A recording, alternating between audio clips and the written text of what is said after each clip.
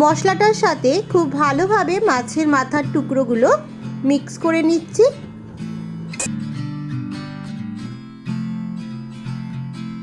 এরপর সেদ্ধ করে রাখা মুগের ডালটা আমি এর মধ্যে অ্যাড করে দিলাম।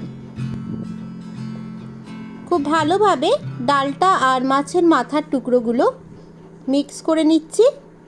ডালের মধ্যে অলরেডি একটু জল ছিল।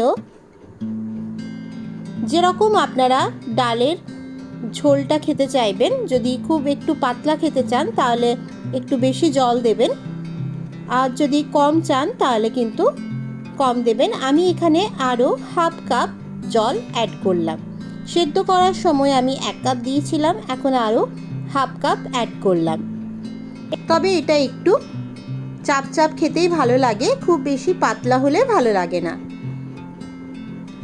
এরপর এটা